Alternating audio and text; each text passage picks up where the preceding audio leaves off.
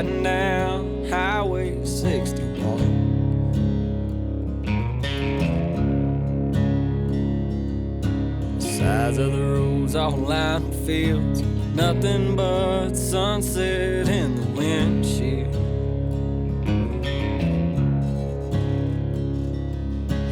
Feel it as soon as I ride into town. This is where I go to slow down. Miles and miles of soybeans and corn. I'm in the place where the blues was born.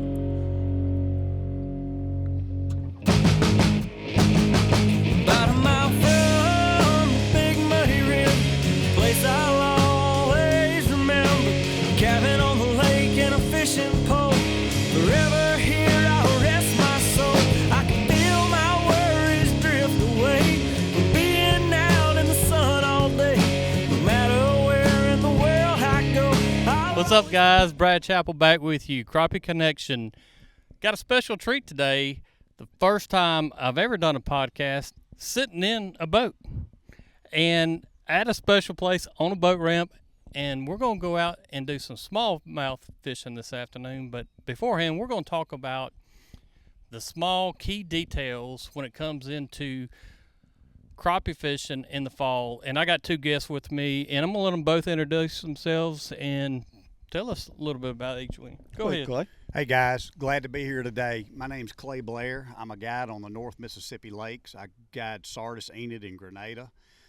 If you're looking for a good guided fishing trip, fishing for crappie up that way, give me a shout. My number's 662-501-0302, or you can look me up on Clay Blair Fishing on Facebook. Glad to be here, Brad. Man, glad you joined, and it's going to be a fun day, so go ahead, Brad. Well, you was talking about this was the first. This is the first I've had two of Mississippi's best crappie guides in the boat at one time. I mean, we just don't have an opportunity to do this. But my name's Brad Whitehead. I'm actually a multi-species guide. We're sitting here in North Alabama. We're sitting on Pickwick Lake. I guide for crappie, brim, and what we're going to see here shortly is some smallmouth bass. Now, we're going to get a variety of largemouth and spots, but the specialty this time of year in the fall is smallmouth bass. And from what I understand, you two guys has not caught a bunch of smallmouth. Never. Zero from me. So. Well, that's a lot of pressure on me, and so I hope it's going to work out. But yes, I'm on Facebook and Instagram, and if you'd like to come and catch crappie, brim, or smallmouth, give me a call at 256-483-0834. And let me tell you, this area is just absolutely gorgeous, and looks like you got a little of everything that if you want to go tourist looking, sightseeing. It's got everything in Muscle Shoals here, I believe. Yes, you have somebody that's related to you that would absolutely love to spend about a week here. Our music, is really why Muscle Shoals, Sheffield, Tuscumbia, and Florence is on the map. We have Fame Recording Studio. We have Wishbone. As I was telling y'all, everybody's heard the song Sweet Home Alabama, the home of the Swampers. Well, you're sitting within about a half a mile of where these guys recorded, and it's a lot of music history here and a lot of good fishing, as you see behind us. I know it. I can't wait. And both you guys have been in the crappie fishing world for a long time now, and I always talk about on the Crappie Connection about details in the fall and going into the winter season, kind of like we're at now, can be so critical as far as catching a few or catching a cooler full or coming home with empty. I mean, it can happen either way, but small little details, and I both want you guys to kind of think about different things while you're out crappie fishing. And like I said, I know Brad Whitehead does a little bit of everything, but he knows how to catch crappie very well. As side pulling, long lining, pulling crank. He knows it all as well. You're going to see something while we're out on the boat today, and it might be something that a lot of guys that are watching this has to deal with. But come fall, the first thing I think of, especially here on Pickwick and Wilson Lake, is fluctuation of water. Right. We have a lot of fluctuation. It can fluctuate from 2 to 4 foot in a matter of 24 hours. So I always have to kind of look once I get to the boat ramp and decide. Of course, I'm an old school troller. Where am I going to go where those fish are not going to move really far down the bank or down a ledge. Yeah. So that's something that I look for that maybe you guys don't have to on the Mississippi chain have to look as much. But on this river, you got to watch for this falling water. You know, I like river fishing, and luckily enough on Barnett, I have a big river system that feeds it, and I like current, you know, and I think it actually sometimes in the fall, and I know you probably really look for them to turn on the gates at Sardis, and but current can help a lake. Kind of how do you see current helping your body of waters up there? You know, a lot of times in the fall, they'll start pulling a lot of water because they're trying to get these reservoirs down because it's flood control, obviously. Everybody knows that. But I want to recap on one thing. So, you know, crappie fishing, everybody talks about springtime crappie fishing, crappie fishing. One of my favorite times to be on the water is in the fall. The fish are hungry. They're fattening it up. You know, for the upcoming spawn and all, they're feeding heavy on shad. And a lot of times those lakes in the summertime, they don't pull a lot of water. So this time of year they start pulling. So the fish are really aggressive.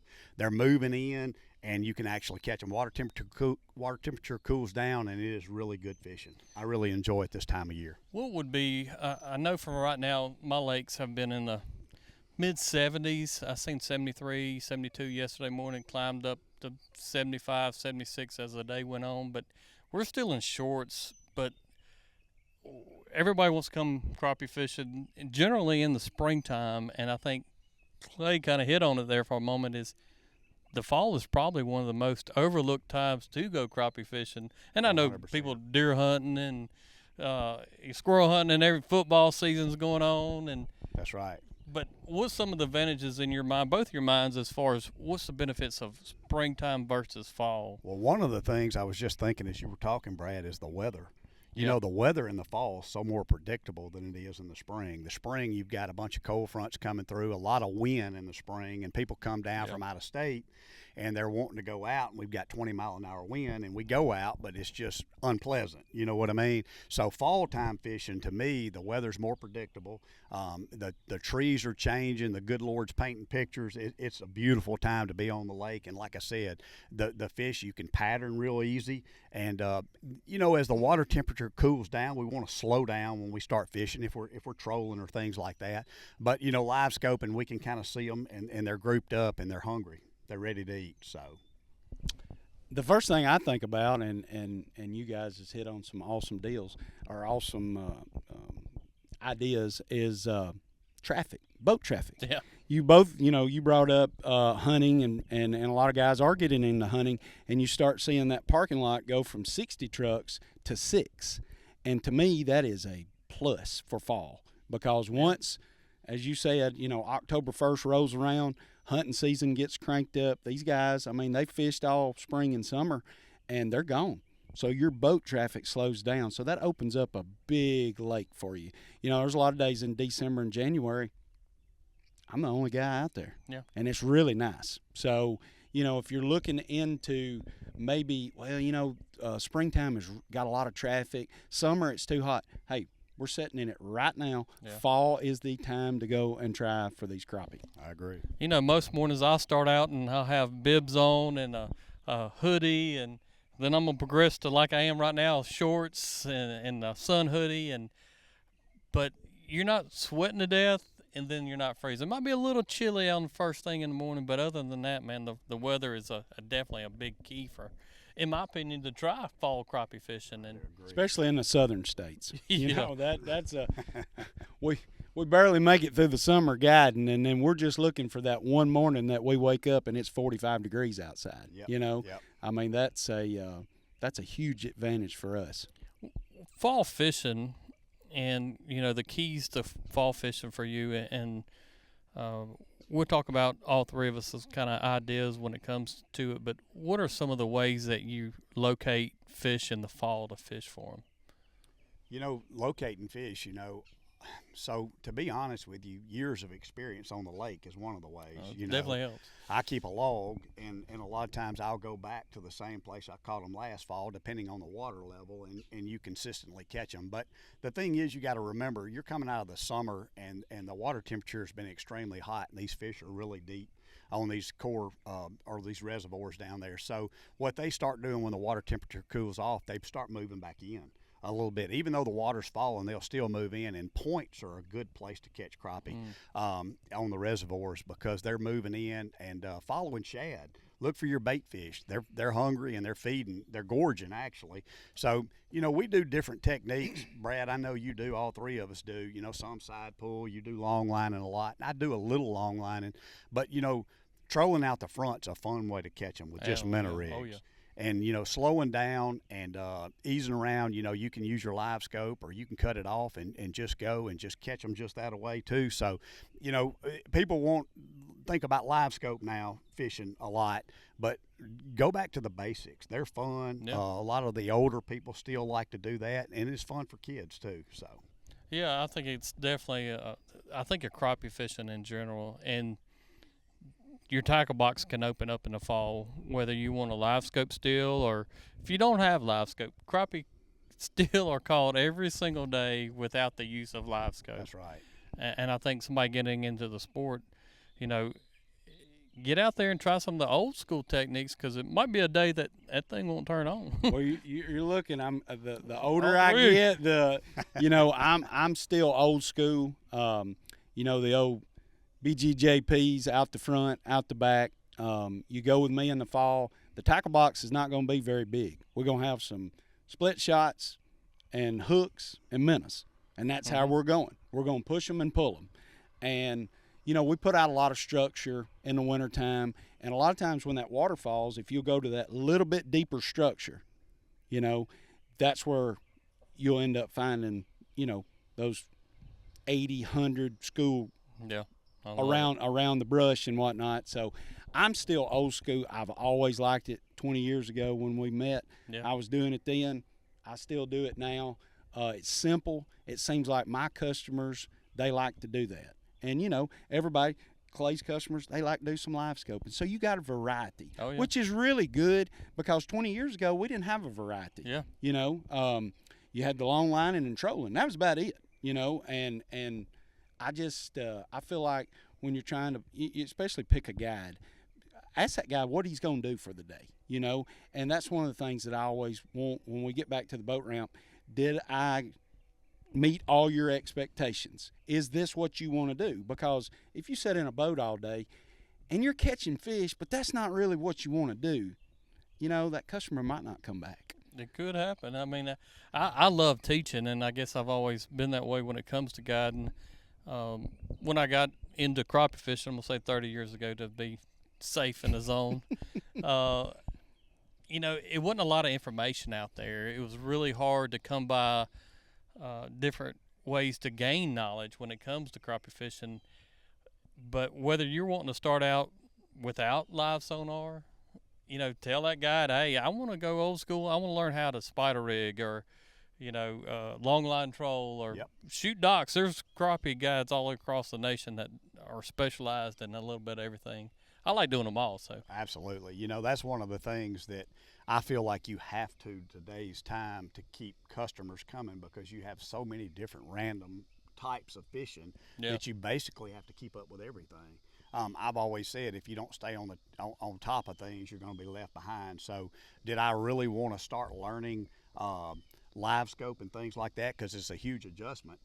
Not really, because it takes a lot of time on the water learning it. But the thing is, once you master it, in other words, it gets easier, and then you can teach customers. But like I said, going back to the old school ways of just trolling, bank fishing. There's so many ways you can catch crappie. I don't want people to think that you have to have all this expensive sonars and things to catch them because it's not. Because like you said, 30, 40 years ago, we didn't have that, and we still caught plenty. So, I think of no matter what technique we do, and smallmouth fishing today, but boat control. What are some of the tips that you can give somebody on boat control? And it's such a key no matter what technique that you're doing.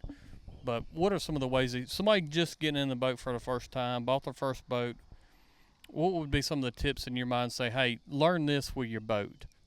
Well, the biggest thing is to go out by yourself and put yourself in different positions. And what I mean by that is just because the wind gets up, don't go find a slough or a bar there's no wind. If you're catching fish there, adjust to it. what we're doing right here, go and look stuff up on social media, find out everything that you can do, because I see guys buy a boat, buy the best electronics and everything, and they go, I don't know how to use it. Yeah, oh yeah, a lot. Well, if you don't have a friend or find a guide, research it. You made a point earlier and talk about teaching. You know, I've still got the chart that you come up with on long lining. Yeah. I've still got it in my phone. I got one right I've now had too. it. I've had it for years. Yeah. And there's days, and of course I don't like to admit it, but there's days that I'll click on it and I'll go, okay, now the wind's picked up, but I'm fishing a little bit deeper. I'm gonna go to Brad's chart and look at it. And I mean, you'll find a lot of guys that'll tell you that kind of stuff, but keep notes in your phone. Yeah. You know, go to those notes and look and go, okay, now I remember. I keep notes on electronics just in case something goes down. I can go to my phone, look at a cheat sheet, and go, well, let me try this. So, experience on the water. Yeah. You know, yes, it's hard to keep up with a guy that's on the water 6 days a week. Well, if you have one day off, or let's say you have 2 days off, one of those days, just go out and mess with your electronics. Mess with your trolling motor. Carry one rod with you. You will find out you'll either get bored and get mad and come back to the boat ramp, or you will go, hey, I learned one thing today. Mm-hmm. You know, on guide trips, it just a little tip that I do, and you guys might do it too. And most of my customers know this. Throughout the day, I'm going to try one spot that I hadn't tried in 5 years. I'm going to try it. And you know what? Sometimes it's a home run. And sometimes it's like, man, I wish I wouldn't have killed 20 minutes or 30 minutes doing that. But more than likely, if you go try new stuff throughout the day, out of 3 spots, 2 of them's probably going to be pretty good. Yep. So Definitely. try new things. And you know, me and you talked about it in our seminar at Grizzly Jig last year. Go with people that can fish. Yeah. Find you a fisherman and say, look, just spend 4 hours with me. He don't have to be a guide. Just spend 4 hours and come in my boat. Now, if I go in your boat, yeah, I'm going to learn stuff. But if you're doing this stuff in your own boat, you're going to remember it, and it's going to make you a better fisherman. Yep, I agree. So, you know, that boat control is 100% the game. I mean, that's a game changer. You've got to be able to control your boat. And as we're doing this show, you know, about details, that's one of the things I wanted to recap a little bit on and mention is when you catch a fish, pay attention to what you're doing. Absolutely. Pay attention to how deep that fish was, what color it was, how fast you were going. There's so many things. It's not just throw your pole out and catch a fish and forget about it and try to catch another one. I'm trying to learn what that fish wants every time we catch a fish, what depth. You know, there's so many different things, but pay attention to the details. I agree with you on that, especially, you know, used to I didn't do it because I was hard-headed and thought I knew everything. But I will have 2 handfuls, if it's in the spring and we're running plastics, I'm going to have 2 handfuls of plastics laid on the deck of that boat. Because the worst thing you can do is get ready in our garage and get to the boat ramp and realize the conditions has changed. Yep. Well, yesterday I was on blue and chartreuse. Well, that don't mean they're going to be on it today. That's right. And you guys are going to see today, even in this current, one of the things that I think sets people apart is changing everything. You change the weight, you change the hook, you change the minnow size, and all that in that detail like you're talking about. But it takes experience, and it takes somebody wanting to do it. That's You right. got if you're gonna be a top-notch crappie fisherman, to me, you better stay busy all day. Oh, yeah. You know, because the conditions change. I think about the same subject line is, you know, one of the details is elimination. You know, it's eliminating water, eliminating, and Brad kicked on it there, is sizes of your weights that you're using. If it's not working, eliminate it. Put it in the back of your mind. All right, I'll try that size another day. I'll put back on that 1/8 jig. But now it's not working that very well. Yep. I'm gonna try 1/16. But keep adjusting until you absolutely feel everything's perfect. And one of the things that I've tried to do way before Live Scope come out was, if I was catching them on black and chartreuse, and I guess it goes back even the tournament side of fishing for me, was I'm going to try a solid black jig, and then also I'm going to try a solid chartreuse jig and see if it was one of the black and chartreuse was better than the other. Some days it's just that combination together that are the key. But some days you say, well, you know what? I was catching them on black and chartreuse decent, but now I'm catching them actually better on a solid black jig. Yep. So just keep on pushing. Don't be satisfied to what you've got in the boat. And discouraged. You see Yeah. a lot of guys. I'll have guys call me from time to time, and they go, "Look, man, I have done this for 3 days straight." Well, you know what? You might have to do it for 30 days straight Right. before you get it dialed in. But once you get it, you guys that use these live scopes, and I've got 2 or 3 friends that's got it dialed in. When we get in a crowd and a guy walks up and goes, "Hey, man, how'd you learn to do that?" Yeah. They don't understand that it took a year to learn. Us trollers, we're catching 60, and I've got a friend out there that's got a live scope that he caught 4 that day. Yep. It's very discouraging. Yes, Yeah. that's So right. you've got to really find your niche. If it's long lining, live scope, trolling, stick with it and master it. Yeah. All of us is still trying to master what we do, and we do it a lot. Just don't get discouraged, because if you get discouraged, you're going to just lose it, and you'll be out of the outdoor industry, I guess. In some days, we may try everything we have, and we may try every good spot we have, and they just won't bite. Yeah. We it just happens. Sometimes the weather, cold fronts, if it come in all of a sudden. Sometimes things change, and when they change, we may change with it, but we may not have success. And if somebody says that they catch fish 100% of the time, well, I don't want to believe them too much. So, Right. but like I said, just keep working at it. The next day may be better. Every day changes, it seems like, with crappie anyway.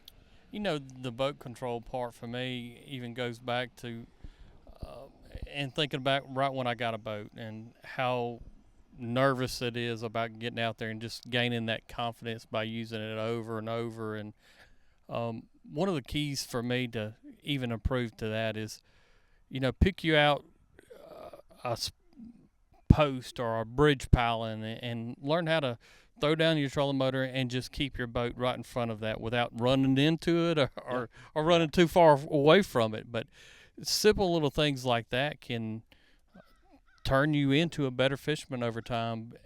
I had a gentleman yesterday in the boat, and he wanted to learn some better ways of boat control and things. And for me, I said, well, just learn to, on your live scope, just learn how to keep one particular object on your screen at all times.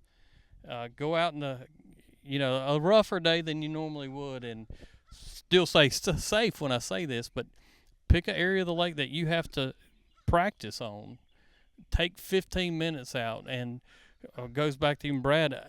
I started out probably, I guess, about a month ago, and it was so foggy that I was really afraid to run my motor through the fog. So I was not an area that I normally fish, so I just threw down my side scan and was like, well, I'm not going to run the boat because I don't feel like it's safe, but I'm going to just spend another 30, 45 minutes just aisling around and looking for structure.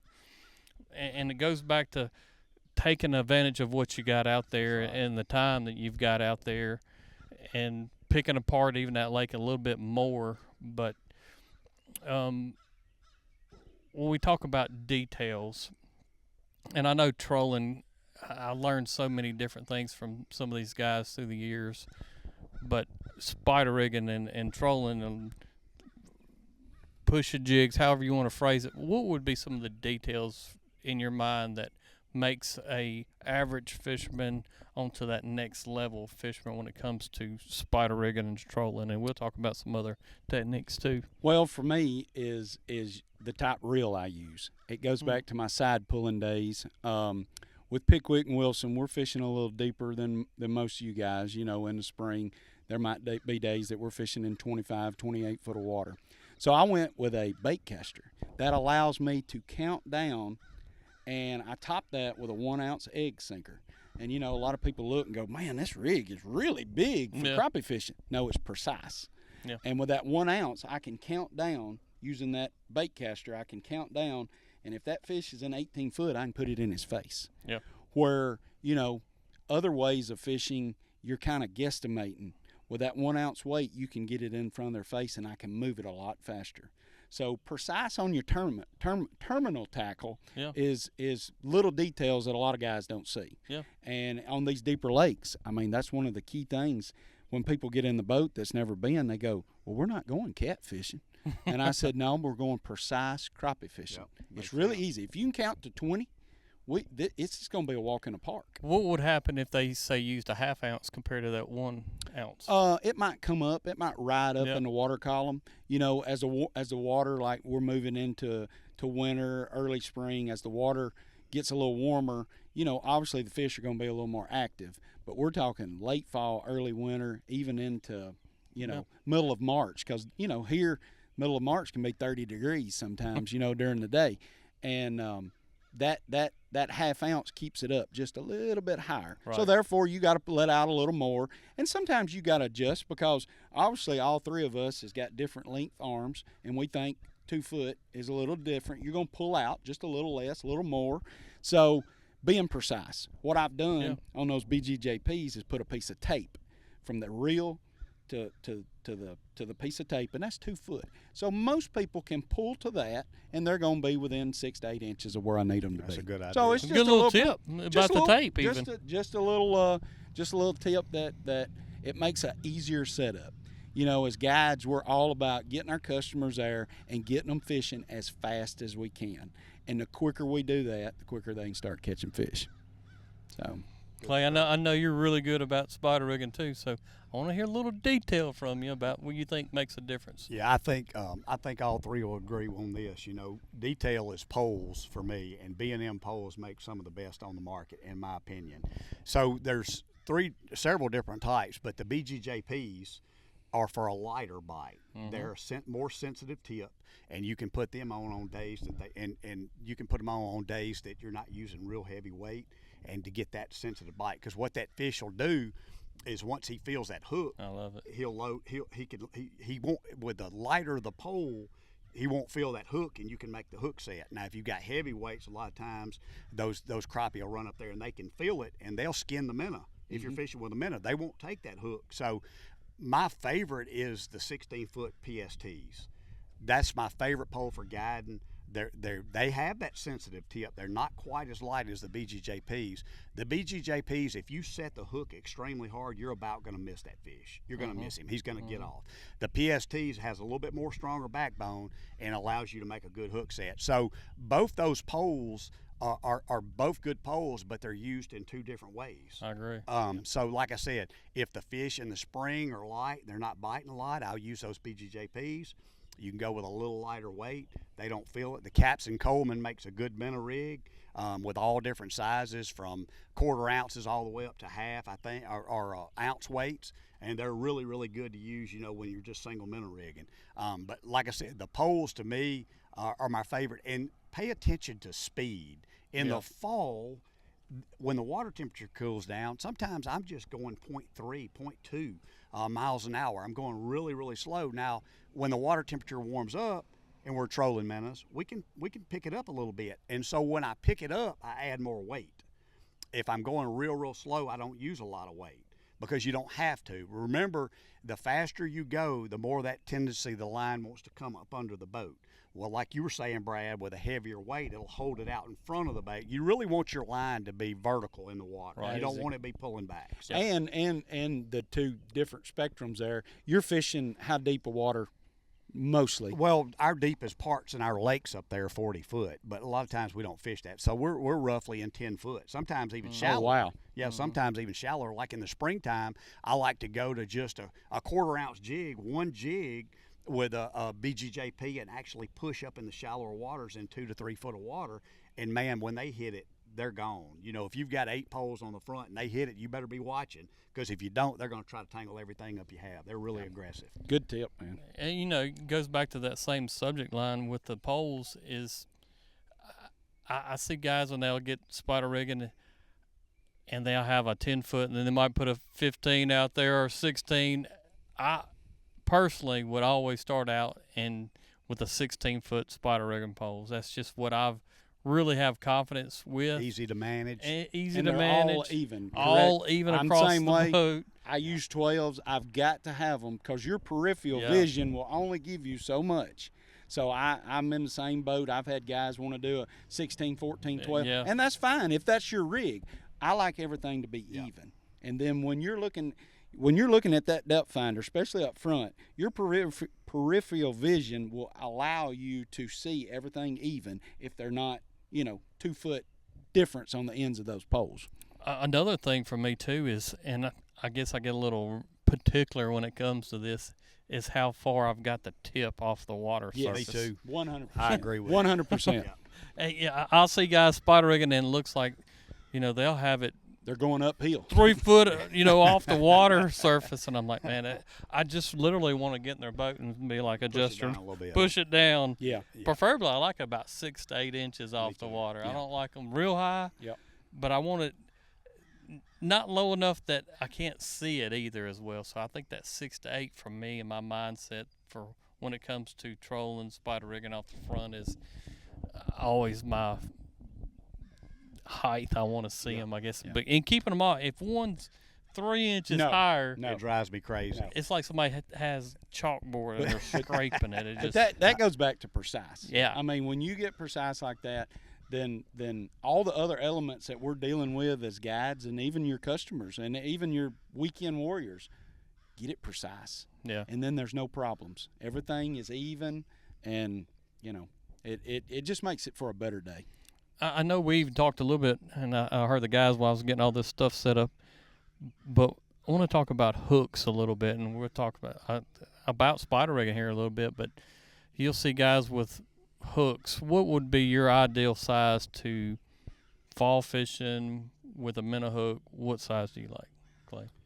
So one of the things that I really like are red hooks. I don't know if many people fish with them. A lot of people fish with just a gold minnow hook, but to me, I like a red hook, and that is in the spring and in the fall. It seems like I get more fish to bite that. And I do, talking about details, a lot of times now I won't put the same thing on 8 poles. Right. I've got them scattered throughout. I may have a crappie gnat on one and a minnow at the bottom, or then I may have a crappie magnet on another one. So I'm throwing a bunch of stuff out there. But like I said, as they bite, I'm paying attention, and before the day's over, I may have everything back.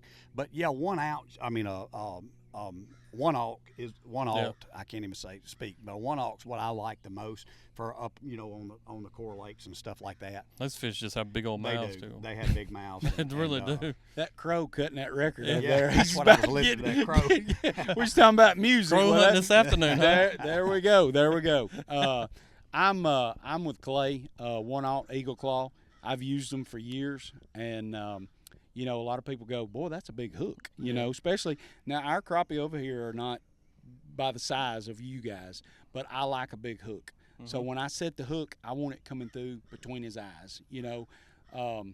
It's really simple. I mean, I like a bigger hook. If it breaks, it breaks. I'm talking about if you get on structure. I know a lot of guys like a smaller hook that'll bend. If you get in stake beds or brush piles, I don't care. It can break off. Yeah. I'll put on another one. I want one when I set the hook that it's going through.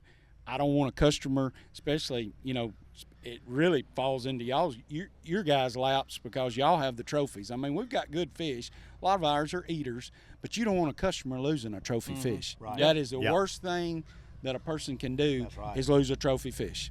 So, Got a hot rod coming by. yeah, it's traffic's starting to pick up down here. That's fine. Uh, Well, it's been fun, and I'll tell you what, I can't wait any longer. So we're going to get out here and actually do some small. It's not the normal crappie connection things, but it's definitely on my bucket list. And Brad Whitehead, I cannot thank you enough for inviting me up here and doing this. And hopefully we have a good video for the guys. Well, we're going to have fun regardless. Absolutely. I There's already have. very few days that 3 guides get in the boat together and get to have a good time. And me and Clay's talked about it. If you get an opportunity to go with somebody, go with them. Yeah. Go with them. You're going to learn. You're going to have a good time. And me and Clay started doing some of this stuff, trying to get out here and fish with different people. And at the end of the day, that's what it's all about. Enjoying it. Of course, in the back of my head, I'm going, I've got to get these guys 2 5-pound smallmouths. But you're getting together. You're from South Mississippi, Yeah. North Mississippi, North Alabama. I mean, we're bringing ideas and trying to step it up a notch. And I just appreciate you guys coming over and spending some time with me. So let's get this wrapped up. I'm ready to go. Yeah, I tell you what, I am excited about this, going out smallmouth, and we're all guides and we're all competitive. So this is going to be interesting out there today to see just who catches the biggest smallmouth. Yes, and after you said that, this will probably be the last time they see a podcast, because probably one of us is going to get mad at each other, and you won't see us no more. But no, it's very competitive as always, and like I said, bringing you guys to be able to do something new is just that, man. That's made my day. Yeah, so well, we appreciate it, and I can't wait to see what this War Eagle's going to do out here on this river. I'm excited to see that. That's right. And excited to catch some of these big fish. So let's get it. All right, guys. Till next time, you got Brad Chappell here. Clay Blair. Brad Whitehead. Join me on Tuesday night, Today's Bite, YouTube Live, Facebook Live. Till next time, Brad Chappell here. Holla.